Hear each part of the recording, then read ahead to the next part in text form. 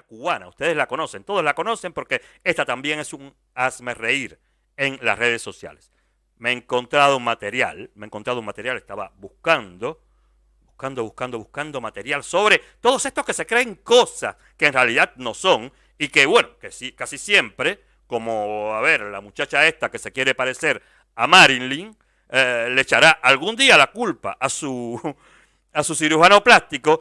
Los cubanos castristas, los comunistas, los cubanos decepcionados, los cubanos estos que hablan mucho de odio y todo eso, pero ellos son el puro odio, son ellos mismos.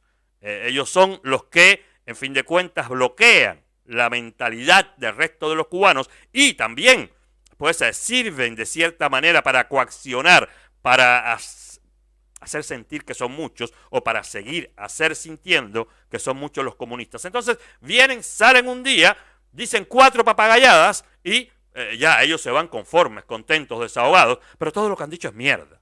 Todo lo que han dicho pues es verborrea, de lo que aprendieron, de lo que no rebasaron cuando salieron de Cuba. Esta cubana que vive aquí en Francia, aparentemente, esta que es, a ver, no sé, yo no sería capaz de catalogarla mucho, tampoco me interesa mucho quién es ella, pero de que es una perra comunista, lo es. De que es una ignorante comunista, lo es.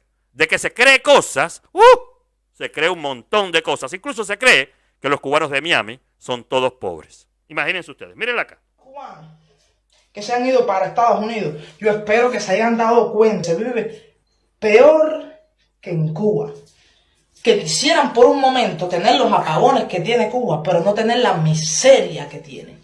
Porque en Cuba habrán apagones y tiendas por MLC. Pero los cubanos tienen sus casas propias. Pero los cubanos con toda la necesidad que hay en Cuba tienen motos eléctricas, tienen carros, tienen televisores pantalla plana, tienen los últimos teléfonos que salieron al mercado, tienen computadoras, tienen tabletas. Mire, señora, yo creo que usted desayunó cocodrilo, almorzó avestruz, comió jutía, merendó pan de harina de boniato con leche de cucaracha y se cepilló la boca con pasta de dientes a base de cáscara de arroz. Eso es anormal. Usted no ve que todas esas cosas que tienen los cubanos, la mayoría, es porque se la pagan desde afuera, desde cualquier país del mundo. Eso es anormal.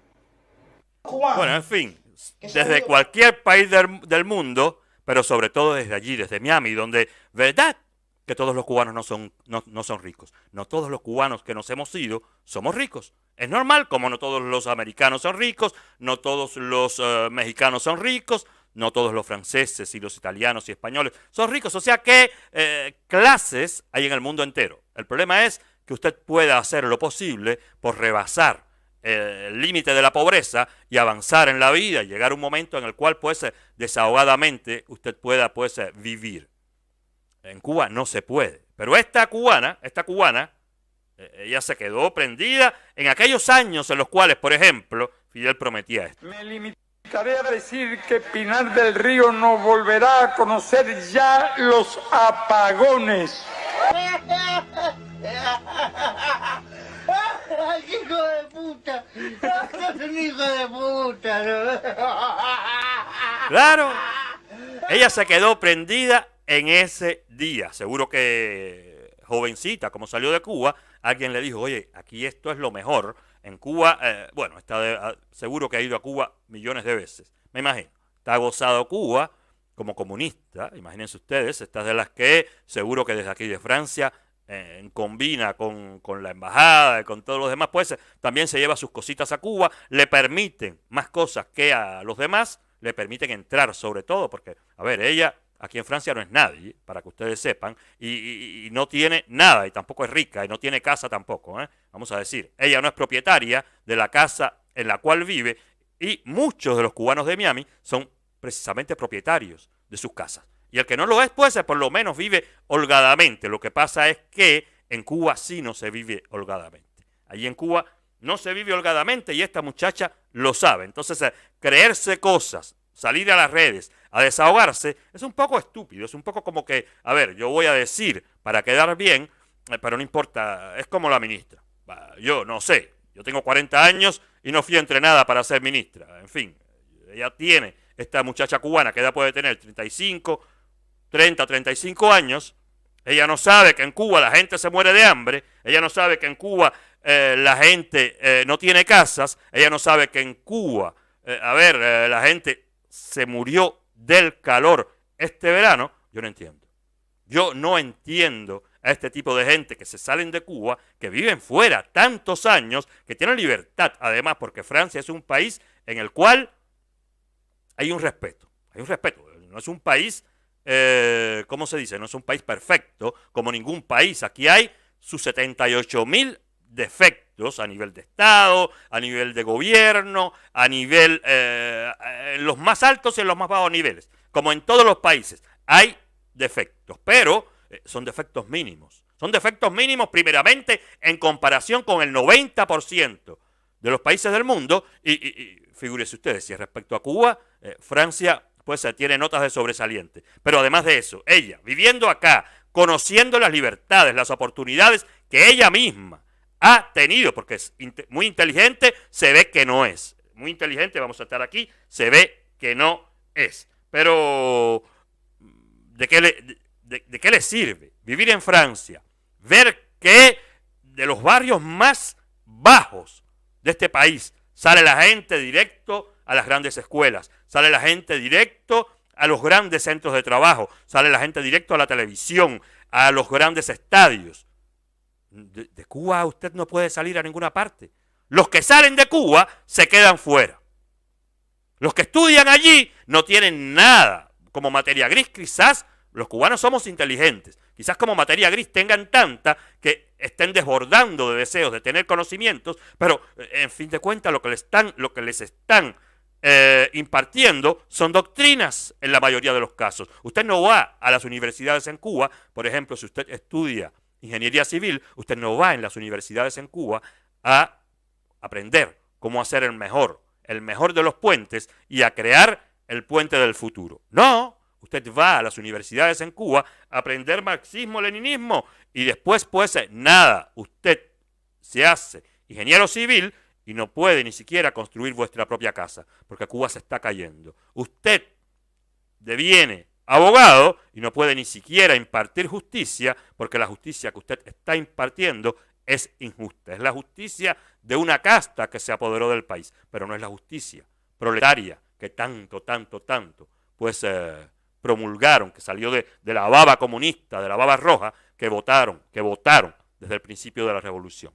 En fin, esta muchacha es una fracasada, otra fracasada. Y otra que se cree cosas, que en fin de cuentas, a ver, si usted le cuenta, por ejemplo, los hospitales. Hospital in Cuba.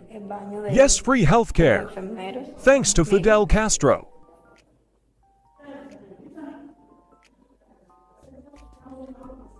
Aquí es donde nosotros nos tenemos que bañar. Y bueno, esto es lo que tenemos aquí para lo que es el personal de salud, la parte de lo que es enfermería. Este es el en ese pomito echamos todas las agujas. Si esto fuera poco, la higiene deja mucho que desear. Los baños ahí estaban malos, los mismos familiares que tienen, los mismos ahí acompañantes echan las comidas por el tragante. No, el baño es la parte más interesante.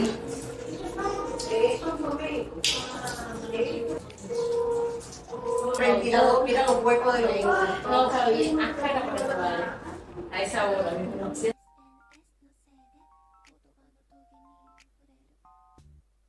Bueno, ya vieron, ¿no? A ver, esta muchacha, esta cubano-francesa, a ver si ella tiene alguna idea de que en Cuba la realidad es esta. Lo que viven esos cubanos que ella dice que viven bien, que tienen todo, que viven en libertad, que tienen pues justicia y solidaridad, yo no sé si ella sabe que en Cuba la vida es esta. O sea, la vida de los pacientes cubanos es esta, porque más vale no enfermarse en Cuba. Cuando usted se enferma, usted lo pierde todo, incluso a mucho tirar, la vida si está para que usted se muera. La vida si está para que usted se muera. Miren esa taza, señoras y señores, miren esa sala, miren ese hospital. Va a venir alguien a estas alturas de la vida a engañarnos, a mangar las redes, porque ellos son un team, esto de Surda Team, estos de todos los izquierdos por la izquierda, y mientras más de izquierda mejor se creen, pues es un team. Pero un team que en fin de cuentas ya ellos no hablan ni siquiera para los cubanos. Ellos saben que en Cuba nadie cree en las mentiras ni de la revolución, cuando hablo de la revolución quiero decir de la dictadura, ni de los acólitos de la revolución, de todos estos papagayos como esta mulata cubano-francesa, no sé si es mulata tampoco, no me interesa. En fin, nadie cree en nada, pero ellos hablan para los de afuera, para la comunidad internacional, sobre todo para todos esos latinoamericanos que se creen todavía el cuento y que quieren, bueno, cultivar el comunismo en sus países. Latinoamericanos, miren para acá, esta es Cuba. Y no es que sea un hospital esporádico, vaya y mire todas las emisiones, vaya y mire las redes sociales cubanas, todo lo que sale de Cuba se parece a esto, pura putrefacción, pudrición, decadencia y ruina. Este es el comunismo, impotencia médica, deberíamos llamarle, y no potencia médica. En fin, miren esto, ¿ver? ¿Cómo nos vamos a olvidar de lo que hemos pasado? Acá, en fin, no puse una foto, no puse una foto, porque tenía que haber pues puesto esta cronología de todo lo que nos han quitado, tenía que haberlas puesto fija, sin que fuera una foto fija. A ver. Sí, porque no, no, pero no puedo. No puedo. No puedo pararla. En fin, a ver si puedo pararla. A ver si puedo pararla. Sí, porque en este país de ovejas hay muchos olvidadizos. Hay muchos olvidadizos. Es acá. Es acá.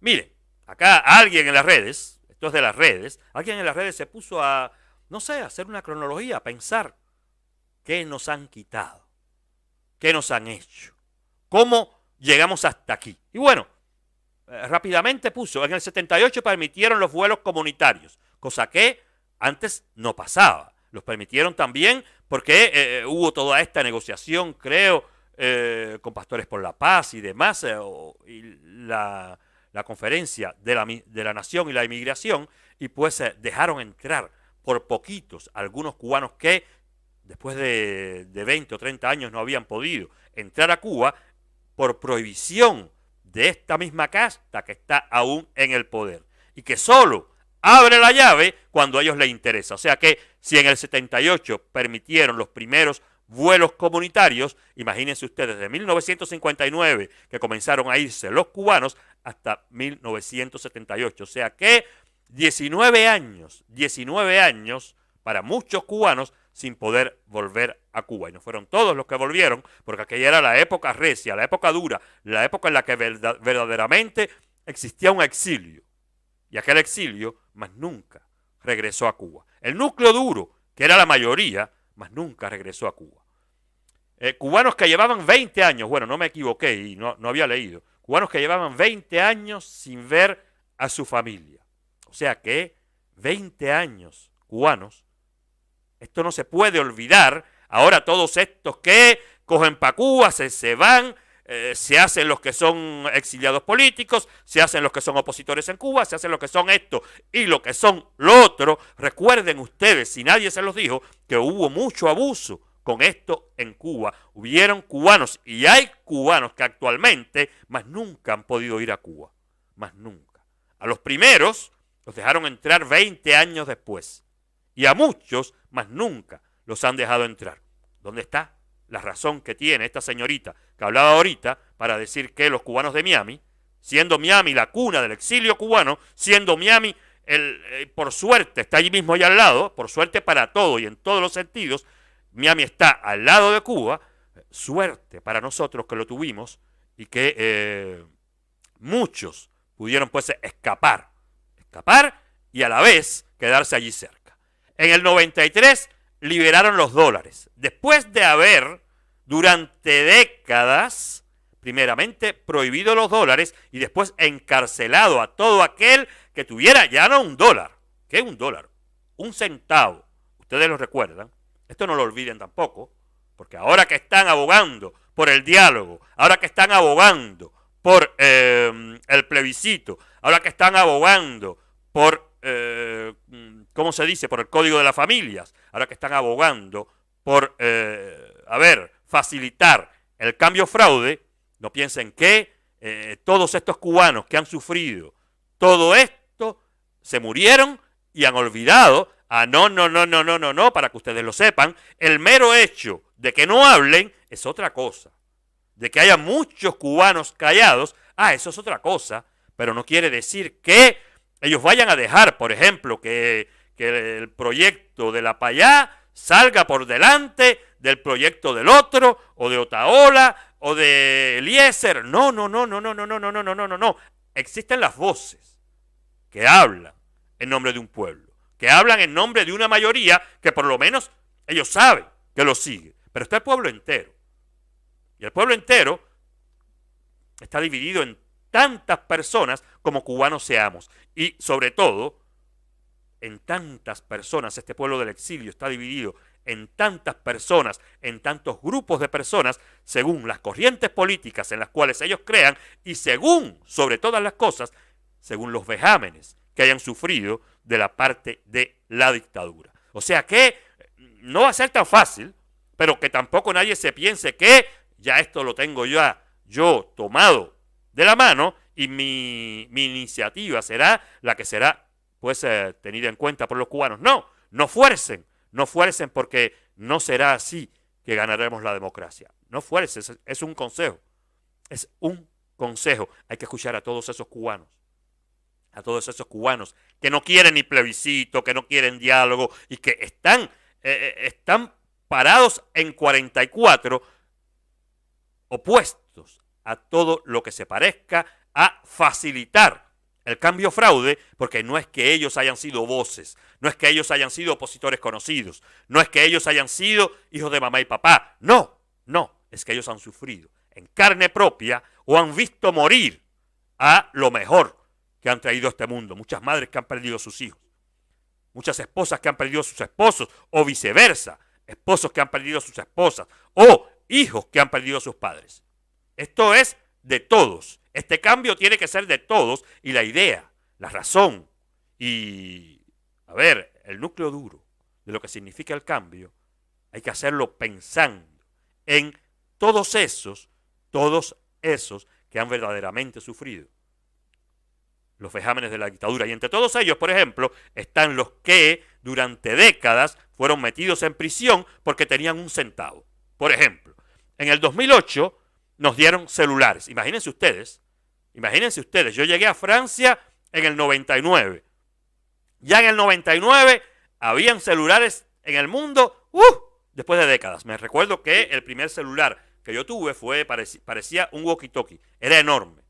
Yo llegué en la época de que todavía no existían los celulares finos, extraplanos y toda esta gama de móviles que han salido después, porque de verdad que la revolución ha sido, la revolución telefónica ha sido pues impresionante. En el espacio de casi 20 años se han desarrollado lo que no se desarrollaron en medio siglo, por ejemplo. Pero en Cuba los celulares llegaron en el 2008, no quiere decir que antes algunos no tuvieran, pero la gran mayoría del cubano pues se pudo hablar por teléfono, tener una línea celular en el 2008. Fíjense, no olviden, y después pues cada uno de ustedes, cada vez que yo enumere una de estas contradicciones, uno de estos antagonismos, pues usted piense a quién es el culpable y respóndale, si la ve, a esta muchacha que vive acá en Francia.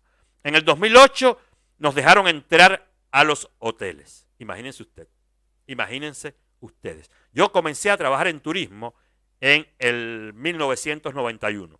Recuerdo que estaba como en tercer año de universidad, estaba en el curso de atletas, pero ya yo sabía que a fin de cuentas no iba a producir mucho con la esgrima porque había habido una gira, por ejemplo, a Nicaragua, en la cual me habían echado al lado. Se habían llevado a otros, a mí me habían echado al lado, supuestamente porque me ausenté de unos entrenamientos.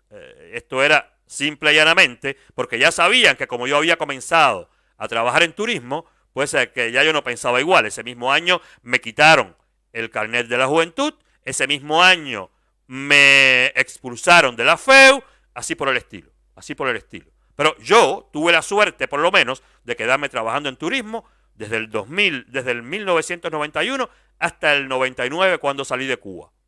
Y yo vi de todo.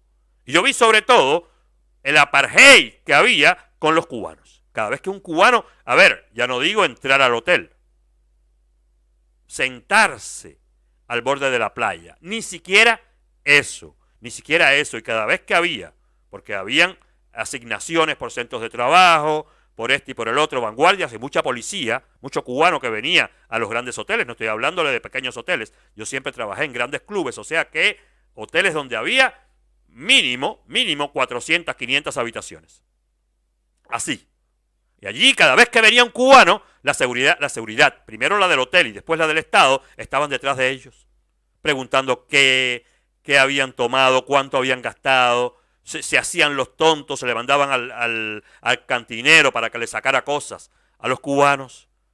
Le ponían cámaras en las habitaciones, esto ha pasado con todos. Los cubanos hemos sufrido el apartheid. Fíjense que al principio nos dijeron que el turismo era necesario, después que habían echado rayos y centellas contra el turismo porque supuestamente era una fuente de enriquecimiento ilícito, era una fuente de aparición de mafias, era una fuente de corrupción, tanto que ellos echaron contra el turismo al principio de la revolución.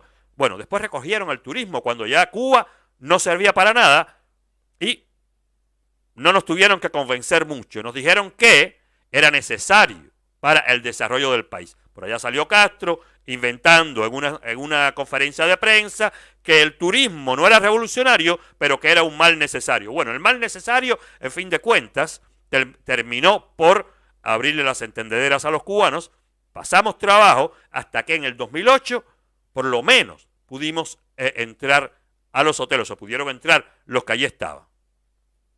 No pudieron entrar porque lo quiso el gran líder. No, para nada. Pudieron entrar simple y llanamente porque había una temporada de baja turística y ellos necesitaban incentivar y sacarle también el dinero a esta clase más o menos clase media, clase alta en Cuba, que se había pues formado desde que Obama había llegado al poder y pues el turismo americano se mandó en desbandada para Cuba. Y bueno, pues se abrieron paladares, hostales, todo tipo de negocios, clubes y todo. Y sí que hubieron muchos cubanos que hicieron dinero durante este periodo, pero en un momento dado, recuerdo que en el 2008 no había mucho turismo. Concho. Bueno, lo traeré para la próxima, porque estuve en Cuba. No recuerdo si fue en el 2008 o en el 2014. Tengo el vídeo acá. De todas formas, pues lo mostraré en la próxima emisión. Es un vídeo pequeño, una pequeña imagen de lo que fue Cuba entre el 2008 y el 2014. Pero para que ustedes puedan tener una imagen, era simple y llanamente el frente de mi casa en Trinidad. Yo vivo en una cuadra en la antigua Trinidad, en el casco histórico, en la cual bueno, solo hay hostales y paladares. O sea que por allí es como el Paseo de La Habana, el Prado de La Habana, en sus mejores tiempos cuando hay turismo. Por mi calle transita el mundo entero cuando hay turismo en Cuba. Y ahora me dicen que no hay nada. Y ahora las imágenes que vemos de la misma cuadra, pues están vacías. La cuadra incluso, la pintura se está cayendo. Para que ustedes tengan imaginación de cuánto aquello ha caído. Pero nada, nos quedamos con el cuento y pudimos entrar a los hoteles solamente en el 2008 y solamente a algunos hoteles. Tampoco fue que pudiéramos entrar a todos los hoteles. En el 2011 nos permitieron vender nuestras casas. Recuerdo también. En el 2011 pues se creó una burbuja inmobiliaria en Cuba porque ya todo el mundo quería vender, pero esto de vender era, vender a los que venían de afuera.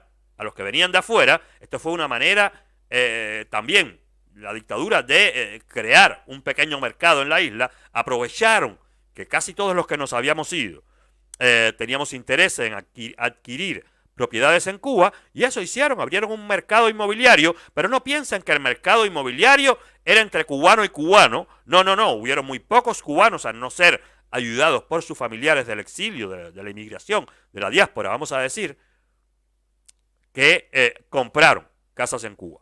Pero los cubanos, cubano a cubano, Marillita y Pedrito, no vendieron sus casas, ni la intercambiaron, ni se la vendieron a Raulito. Ah, no. Se la vendieron todos a cubanos que viven hoy en el exterior y que en muchas localidades, por ejemplo, en mi ciudad, hay cubanos que tienen 10, 12 casas. De las mejores casas, de las mejores casas coloniales. Hay gente así, y en La Habana también.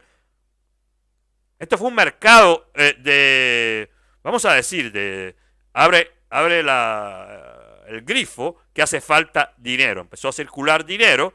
Y bueno, pues los cubanos se volvieron locos, empezaron a vender casas, muchos para irse ya desde aquella época, pero otros perdieron, muchos perdieron porque habían, como ustedes saben, en Cuba, o hay todavía en Cuba, familias interminables a veces, que comienza por el abuelo y termina por el bisnieto, y viven todos en la misma casa. Entonces hay muchos cubanos que tenían casas grandes, pero que no era suficiente para todas estas generaciones que convivieran juntas, y pues vendieron sus casas para después comprar apartamentos. Yo tengo primas, una de las casas más grandes de mi familia se vendió así. Ya en un momento dado, aquello no daba más. Vivían tía, abuela, bisabuela, bisnieto, tataranieto, qué sé yo, todo el mundo en casa de mi abuela. En casa de mi abuela vivían como 15 personas. Era una casa enorme, un casón colonial en Trinidad enorme, grande, pero ya no daba. Además eran todas mujeres, así que imagínense ustedes. Y bueno, cuando mi abuela se murió y mi tía se murió, pues se quedaron todas mis primas y vendieron aquel casón. Sí, lo vendieron bien, incluso no lo vendieron al buen precio, porque en Cuba no hay un estándar que pueda pues hacer visibles los verdaderos precios de la piedra en Cuba. O sea que se vendió a lo que más o menos estaba de moda en la época.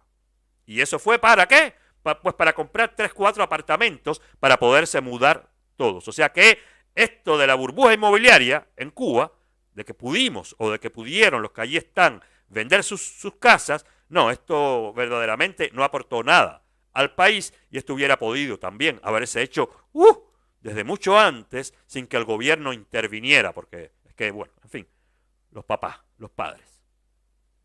En el 2013 nos dejaron salir del país sin la carta blanca. Imagínense ustedes.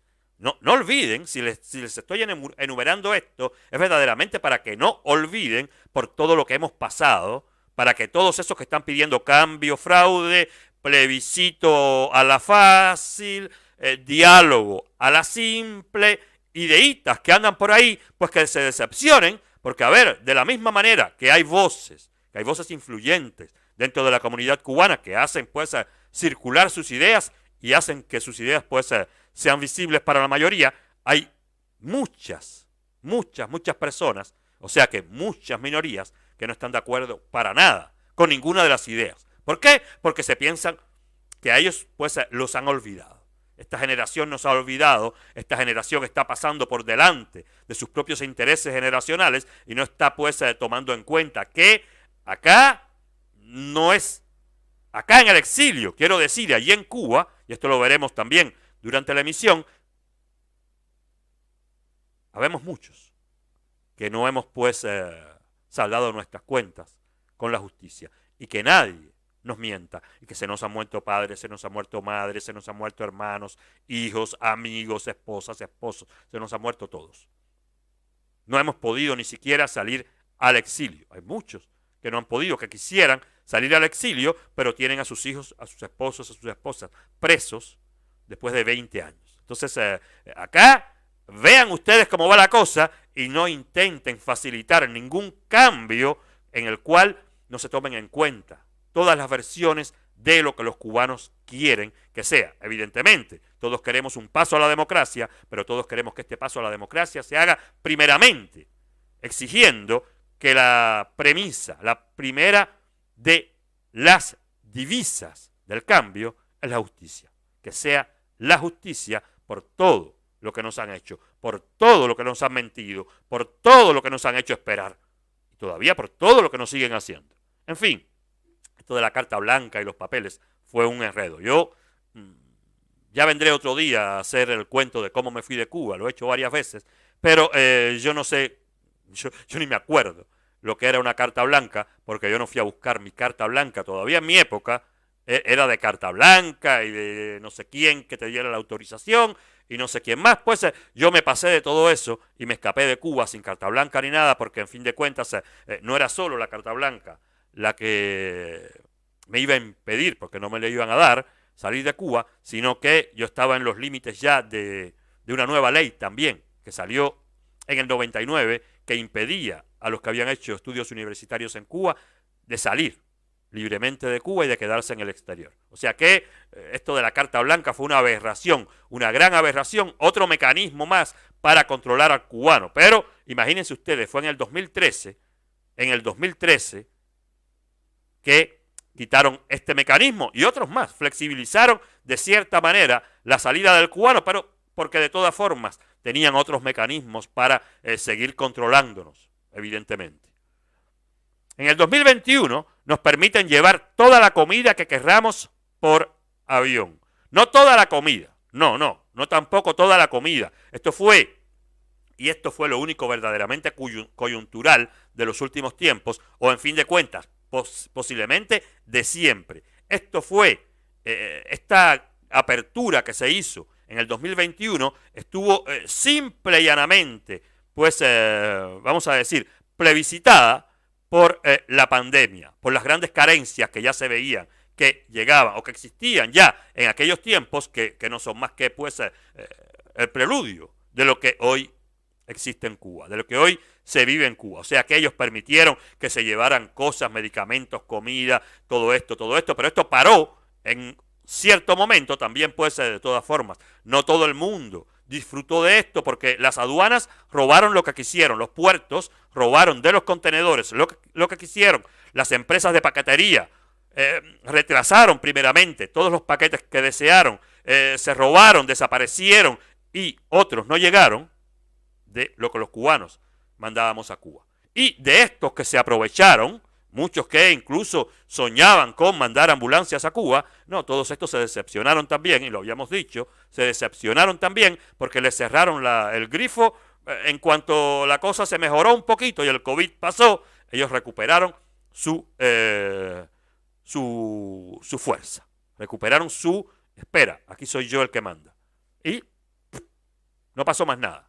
Y entonces hace 3 semanas o 2 semanas creo, pues se vuelven a decir que se puede llevar a Cuba de todo. Ahora, en estos momentos, se puede llevar a Cuba carne fresca, se puede llevar a Cuba leche, se puede llevar a Cuba de todo. Yo me digo, ¿para qué nos sirve el socialismo? Si en fin de cuentas el socialismo, primeramente, usted no tiene ni siquiera, a ver, para no ponerme y no extender esto, usted no tiene ni siquiera el sosiego. Usted no le da ni siquiera gracia de vivir en vuestro país. Este es un país socialista y es en esto que se convertirá cada país en el cual pues se implanta el socialismo.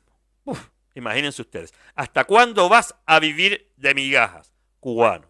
¿Hasta cuándo tu vida se va a regir por medidas? La libertad es muy grande, conócela. Tú tienes una sola vida y es esta, no la malgastes más. En fin, este fue el mensaje que los internautas pues están haciendo seguir a los cubanos, una de las maneras de hablarles a los cubanos para que abran los ojos.